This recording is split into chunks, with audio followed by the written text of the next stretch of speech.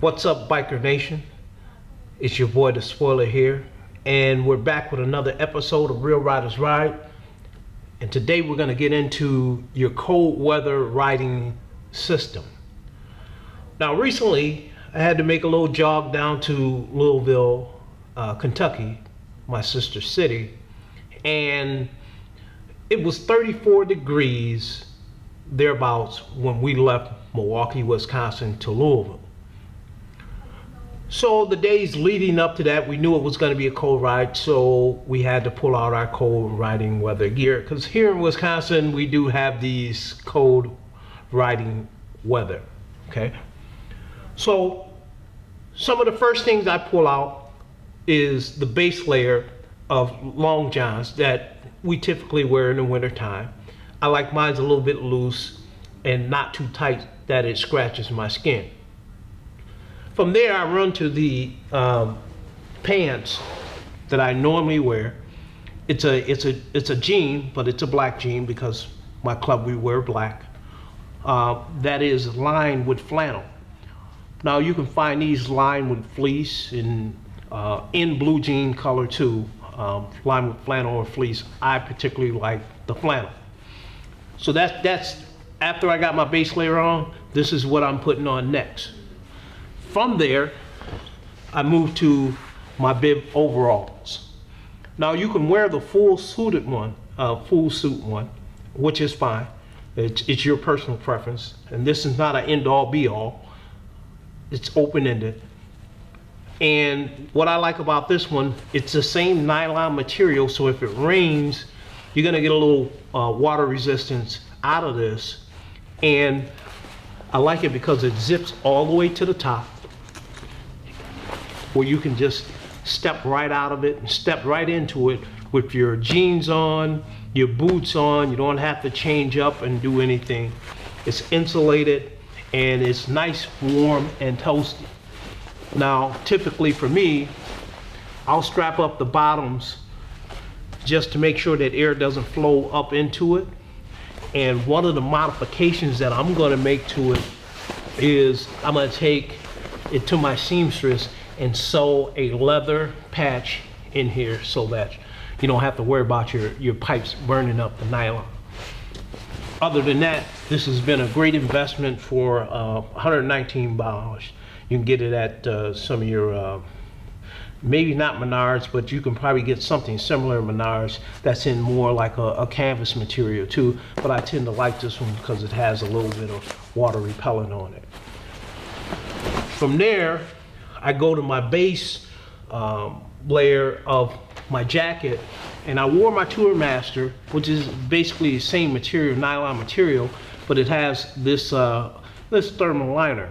Now, in that kind of weather, when it starts to get below 40 degrees, this isn't enough protection. So what I'll typically do is wear a mock turtleneck underneath to kind of protect my neck, and then I'll put this jacket on, which is a windproof, waterproof jacket underneath, and that kept me nice and toasty the whole weekend. And right from there, we go to our socks. Let me move this out of the way so that you get a good view of what I'm talking about. Sometimes you just gotta plug the shit in.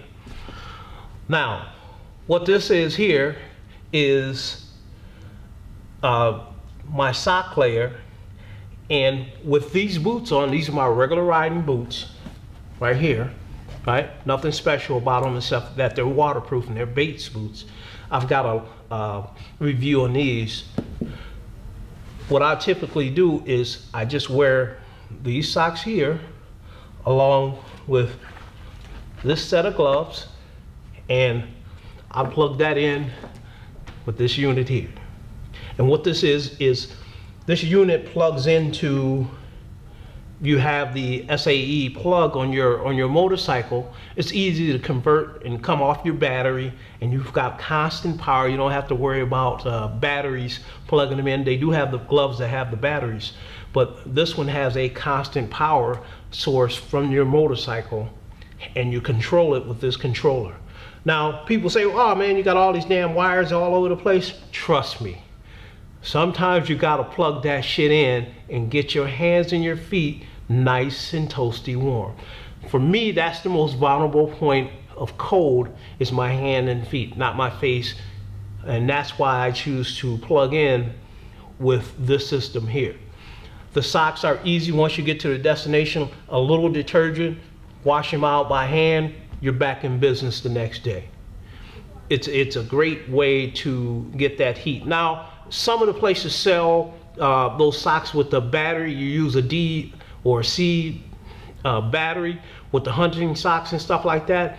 I don't know of any that have been that successful in keeping you warm on a motorcycle. If you know of some, let me know. But I've tried a couple and they've been a failure. Also, with your cold riding gear, your rain gear will help you out with that. If you got a good set of quality rain gear, jacket and pants, you can use them as an insulating layer over your pants and some of the other items if you're not fortunate to have this. I use a basic helmet right here. A lot of people use full face helmets. Me particularly, I don't like full face helmet. That enclosedness like that, I just don't like it. Plus my little stubby neck, most full face helmets don't fit me correctly. Even though I've done some reviews on them, at this point, I'm gonna stop doing reviews on them because I can't find one that fits correctly. So those are my little tips for cold weather riding. If you gotta do a little cool weather riding, hey, sometimes you just gotta plug in. So all the brands of, this one's a little bit older system here, and they've got some updates with better wiring and gloves and socks.